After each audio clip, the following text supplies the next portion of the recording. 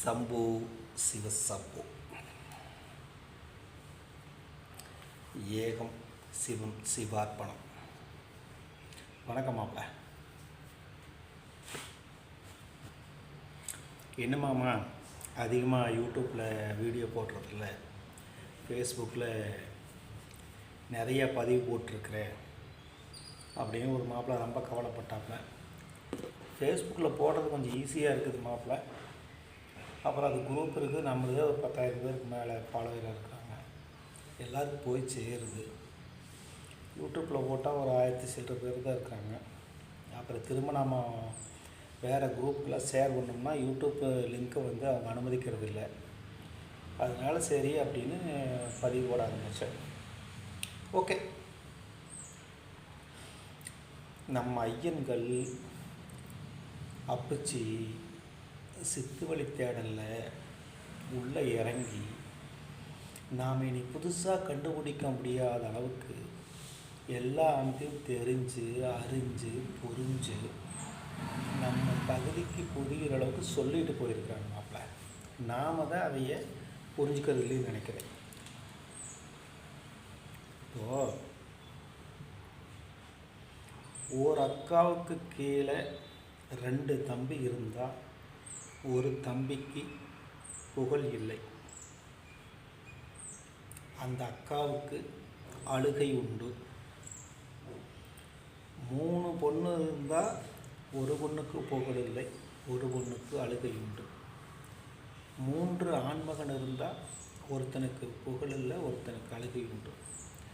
3 பெண்ணோடு ஒரு ஆண் பிறந்தால் அவனுக்கு புகழ் இல்லை. 3 ஆணோட ஒரு பெண் பிறந்தால் அவளுக்கும் புகழ் இல்லை. 2 தம்பிக்கு மூத்த அக்காவுக்கும் புகழ் இல்லை. 2 தங்கைக்கு மூத்த அண்ணனுக்கும் புகழ் இல்லை. இது மாதிரி நிறையா நீங்கள் பார்த்தீங்கன்னா ஊருக்குள்ளேயே அவங்க ஐயம்மார் எல்லாம் இதையெல்லாம் வந்து கண்டுபிடிச்சி இலைமறைவு காயா எந்த வீட்டில் பொண்ணு எடுக்கணும், எந்த வீட்டில் பொண்ணு எடுக்கக்கூடாது, பொண்ணு எடுக்கிறதா இருந்தால் நம்மளுக்கு அதில் புகழ் உண்டா புகழ் இல்லையாங்கிறதெல்லாம் மறைமுகமாக சொல்லி இதையெல்லாம் மீறி வாழ்கிறதுக்கு ஒரு சிவ வழிபாடில் இருக்கிற சித்து வழி தேடலில் நீங்கள் உங்களுக்குள்ளே இருக்கிற ஒளியாற்றலை பெருக்கி ஆற ஒளியாற்றலை அதிகப்படுத்தணுங்கிறதுக்கான வழிமுறைகளை சொல்லியிருக்கிறாங்க.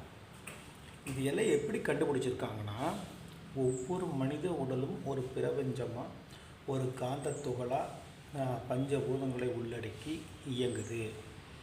அது இயங்கும் போது அந்த ஒரு துண்டு காந்த சிவ துகளுக்குள்ளே இருக்கிற ஒளியாற்றல் ஆரோ ஒளிவட்டமாக அந்த மனிதனோட உடம்பை சுற்றி இருக்குது. அந்த ஆரோ ஒளிவட்டம் இந்த குறிப்பிட்ட பிறப்புகளில் இருந்து வளர்கிறப்போ மற்றவங்களுடைய உடம்புலேருந்து வரக்கூடிய ஆரோ ஒளிவட்டம் இந்த மனிதனுடைய ஒளியாற்றலை கொஞ்சம் உள்ளே வாங்கிக்கிறதுனால இவருக்கு பவர் குறையுது அப்படிங்கிறத கண்டுபிடிச்சி பல 100 ஆண்டுகளாக அதை ஆராய்ச்சி பண்ணி அடுத்தடுத்த தலைமுறைகளுக்கு சொல்லணும். நம்ம சொல்கிறதுனால ஒரு குடும்பம் பாதிச்சிடக்கூடாதுங்கிறதுனால அது இலைமறைவு காயம் அப்படியே லைட்டாக ஓப்பன் பண்ணி போயிருக்கிறாங்க. இப்போ நான் ஓப்பனாக பேசுறது காரணம் இன்றைக்கி யாரும் பெருசாக 3 குழந்தைகளும் இல்லை. 3 குழந்தை பெற்றுக்கிறதுக்கு யாருக்கும் தயாராக இல்லை. வளர்த்து இன்றைக்கி இருக்கிற பொருளாதாரத்தில் அதெல்லாம் கொண்டு வந்து சேர்த்த முடியாது. அதனால் நம்ம பப்ளிக்காக பேசணும்னா எங்கள் வயசில் 3 பேர் இருக்கிற வீடு 4 பேர் இருக்கிற வயசில் இருப்பாங்க. நீங்கள் அதை ஒப்பிட்டு பார்த்துக்கலாம். அதுக்காக சொல்கிறேன்.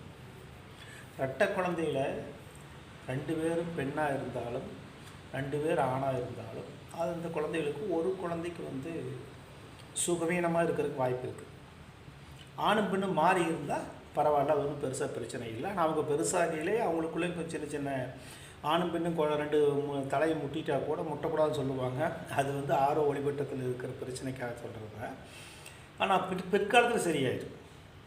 இப்போ என்ன நான் சொல்ல வரேன்னா, தமிழாண்டுகள் 60 பேர் வச்சது சூரியனை சுற்றி பூமியோட சாய்மானம் எப்படி ஏற்படுது, அந்த ஒவ்வொரு வருஷம் என்னென்ன பலாபலனை தருதுங்கிற ஏற்றதை கண்டுபிடிச்சி அந்த பலாபலனுக்கு ஏற்ற மாதிரி சொல்லிட்டு போயிருக்காங்க. 60 வருஷத்துக்காக ஒரு முறை வந்து மிகப்பெரிய மாற்றம் ஏற்படுது, பஞ்சம் ஒன்று ஏற்படும், மழையொன்று ஏற்படும் சொல்லியிருக்காங்க. இப்போ உத்தரகாண்டில் கூட வெள்ளம் ஏற்பட்டிருக்குது. ஒரு 6 நல்லா கவனிங்க, நதி தன்னுடைய பாதையத்தை எடுக்குது, மக்கள் வாரக்குள்ளே வரல.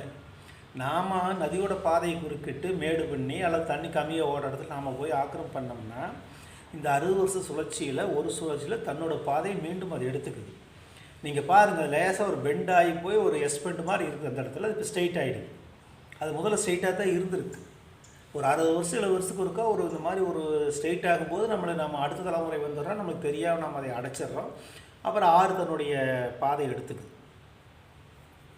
பஞ்சம் வருது. இன்றைக்கி பஞ்சம் வந்தால் நமக்கு தெரியறதில்ல. என்னென்னா டிரான்ஸ்போர்ட்டிங் இருக்குது, சேமிக்கிறதுக்கான வசதி வாய்ப்புகள் இருக்குது, அதனால் நாம் சேமிச்சுக்கிறோம்.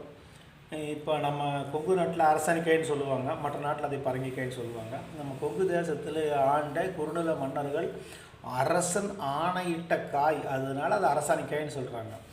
என்னென்னா அது கோட்டை சுவருக்குள்ளே கொண்டு வந்து கோயிலில் முதல்ல கோயிலெல்லாம் பொங்க மடம்னு சொல்லுவாங்க. அது பொங்க வைக்கிறதுக்கு ஒரு மடம் ஒன்று கட்டுவாங்க. அது இருட்டாக இருக்குது. அது ஏன் இருட்டாக இருக்குதுன்னு நம்மளுக்கு தெரியாது. ஜன்னல் வைக்க தெரியாமல் கோயில் இவ்வளவு ஆண்டுக்கு இந்த கிழமணிக்கு சூரிய ஒளி உழுகணும்னு தெரிஞ்ச கட்டத்தெரிஞ்ச ஆளு எப்படி இருட்டாக கட்டுவாங்க? இருட்டான இடத்துல வச்சா அந்த காய்கறி கெடாதுங்கிறதுனால, குளிர்ச்சியாக இருக்குங்கிறதுக்காக இருட்டான பகுதியில் வச்சாங்க. கோட்டை சுவருக்குள்ளே வந்து பெரிய குடோன் இருக்கும், அதில் விட்டு வச்சாங்க. தானாக காஞ்சி போன அரசாணிக்காய் கொண்டு வந்து வச்சோம்னா அது எத்தனை வருஷம் ஆனாலும் அப்படியே கெட்டியாக இருக்கும். அதனால் அது வந்து அடுத்த வேலைகள், குளம் வெட்டுறதுக்கு, கோயில் கட்டுறதுக்கெல்லாம் மக்கள் இருந்தாங்கன்னா சோறு போட்டாங்க. அரசர் பஞ்சகாலத்தில் சோறு போட்டு சும்மா இலவசமாக கொடுக்கக்கூடாது, கொடுத்தா மக்கள் மனசில் வந்து ஒரு தாழ் மனப்பானம் வந்துருக்கிறதுக்காக ஒரு வேலையை வாங்கிட்டு கொடுத்தாங்க.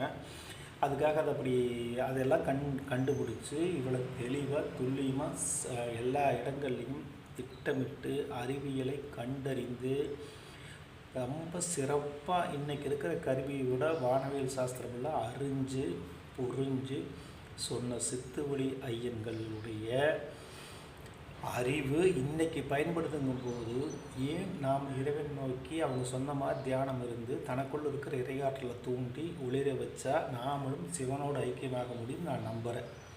அந்த பாதையை போயிட்டுருக்கிறேன். அன்பும் ஆசீர்வாதமும் சம்புவோ சிவசம்போ. ஓம் நமச்சிவாய.